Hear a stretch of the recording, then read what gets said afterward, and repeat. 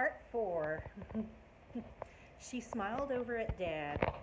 Your dad asked if I was all right and made sure I was comfortable. He smiled at you, stroking your hair and your back as you nursed at my bosom, marveling at your tiny fingers and toes, complete with fingernails and toenails. We were both in a trance watching all of your tiny little movements. Dad chuckled. Until we weren't sure if some of your tiny twitching movements were actually shivering. We thought you might be cold and that we should clothe you just as our Father God clothed us. So I placed you on a fur blanket on the table. Before I wrapped you in the blanket, I asked your mom what she wanted to do about the fleshy cord coming from your belly and the rest of the afterbirth attached to it. I told her that I've seen some animals eat this. This stirred up a mix of disgusted and horrified reactions from among us kids, including from Cain, even though he was the star of this story. Mom chuckled. I eventually cooked it and ate it, even letting your curious dad have a few bites.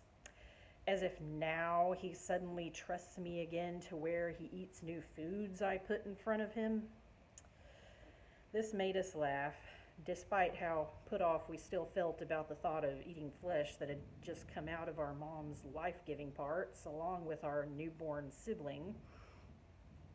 I would personally just as soon eat my newborn sibling. But I say that without judgment, since I've seen other animals do that without any regrets. I've also seen egg-laying animals consume the contents of their own eggs, especially if those eggs break prematurely. Maybe it's better not to let it go to waste. Oh well, more for you, Mom.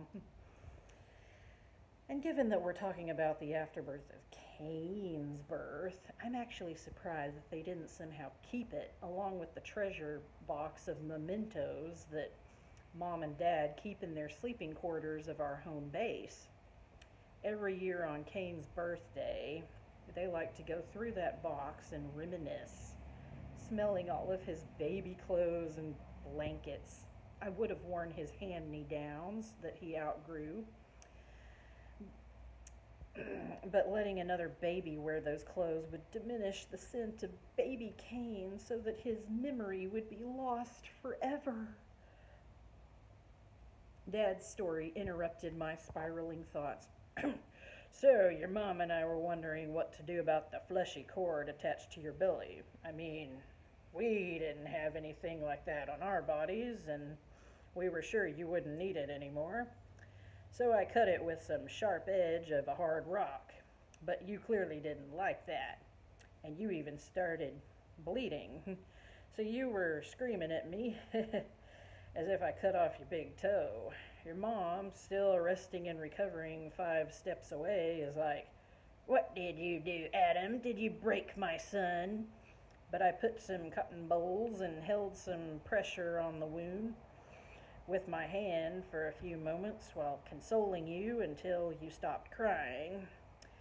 And I even said some calming things to your mom until she stopped threatening to give me a taste of childbirth pain as soon as she had the strength to walk again. He and Mom shared a smile as we laughed. At least reminiscing about Cain's birth put them both in too happy a mood to fight each other.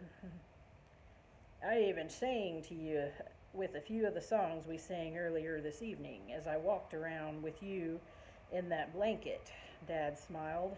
That seemed to calm you down. Your tiny little eyes cracked open and blinked a little, like you were checking me out. It would still be several weeks before we could tell your eyes were the beautiful dark brown color that they are today. When you looked like you were going to be all right, I took you back to your mom. I especially wanted her to see your eyes looking at her. She just squealed with delight when she saw your eyes blinking at her. I was still worried about the horrible scar we would leave in your belly where I cut your fleshy cord. It took us a while to figure it out with you. He glanced around the family at the rest of us. But by the time the rest of you were born, we had the cord thing down so that we could remove it within a few moments of birth with as little of little bloodshed as possible. And it has also been nice seeing some of the older children cut the cords for their younger siblings. Thus began the great human tradition of the belly button.